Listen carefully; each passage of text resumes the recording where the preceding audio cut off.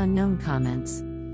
March 2018. It was 2:30 in the afternoon. The month of March was going on, so it was also a mild summer. I sat in my room on the back of the bed with my feet crossed. Lunch was running in time in the afternoon, and in the afternoon I was less hungry, so I would have lunch occasionally. Today I sat down after lunch. Just then I got a smell of sauce and I felt that I had not washed my hands properly. So I looked at my hands closely. But the sauce was on my shirt. I was rubbing the collar of my blue-pink check shirt as I dropped sauce on it while having lunch. I remembered that I hadn't written my blog yet. So I sat down to write my own blog. I'm Jay. For the last 2 years I run a hotel out of Pune. A 6-floor hotel on the top floor of which I live alone. There are 3 rooms, a kitchen and a small hall and a small balcony on the outside. I haven't been home in 2 years.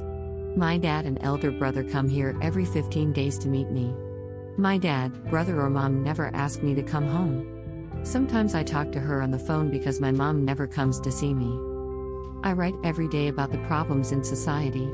I was writing my blog, reading the comments on the blog. Then a comment caught my attention. That comment was of a girl.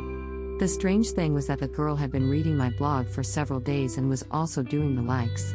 But today, for the first time, she made a comment to me which read, "The work I am doing is praiseworthy. I read your blog and I like your blog very much."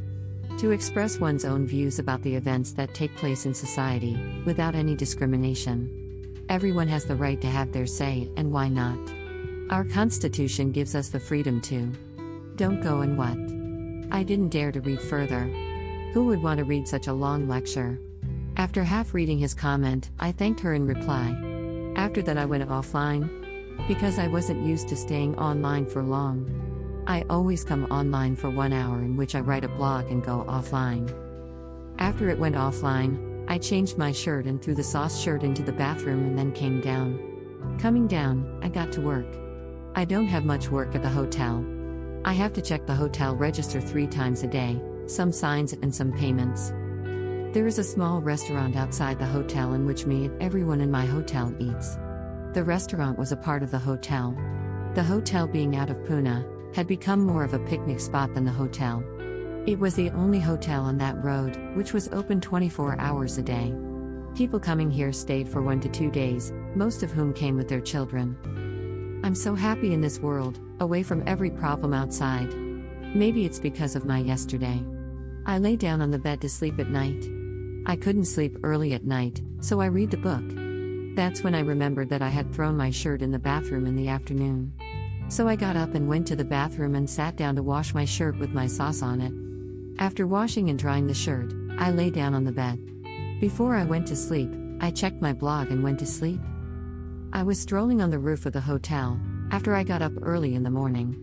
The cold morning was enjoying the breeze. Pune is a busy city. Because of this, the pollution is too high. But I was outside Pune and was enjoying the cold air with my eyes closed. The chirping of the birds with the cold wind was relaxing the mind and soul. Just then a car stopped in front of the hotel. One of the families got off. There was a couple and 2 children. He came to the hotel and checked in. After a short walk, I returned to my room. I came into the room and picked up the newspaper and sat down to read. Even today, as usual, there was news of rape on the front page. It's a news that makes my mood go down after reading it. Maybe that's what happens to everyone. It is a news that we all want to change, but even after a million attempts, such incidents are increasing. After reading the newspaper for a while, I went to the bath. I took a bath and wore a black shirt and blue jeans. As soon as I stood in front of the mirror to make my hair, I remembered Bobby's words that she liked me very much in a black shirt. If she had not been married to Baya, she would have married me.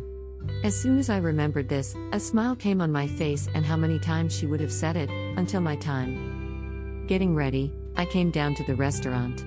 I saw the same family that came in the morning. Being on the roof, I couldn't see his face clearly. But when I saw them in the restaurant, I recognized them. He was my college friend. He came with his wife and 2 children. His elder son is 8 years old and his younger son is 4 years old. As soon as he saw me, he got up from the chair and hugged me. We both sat down in the chair saying that we met after a full 4 years. Ayan and I, both of us are very good friends from college. Sometimes we talk on the phone, but we met after 4 years. He got married during college and we had a lot of fun at his wedding. When we were in the final year, he became the father of a son, and for this we make fun with him so much that he stopped coming to college. After a lot of pleadings, he started coming to college. Then he asked why I never come to Pune. Then I asked for an order to eat to change the thing. In a little while, Ayan forgot that thing. Even after breakfast, we both talked. After talking, I said bye to Ayan and went to work. As there was not much work, the rest of the time, I would sit down to read the magazine and find a topic to write in the blog. There is work to sit all day, so you don't even feel hungry quickly. It was noon and it was going to be lunchtime in a while. So I went into my room.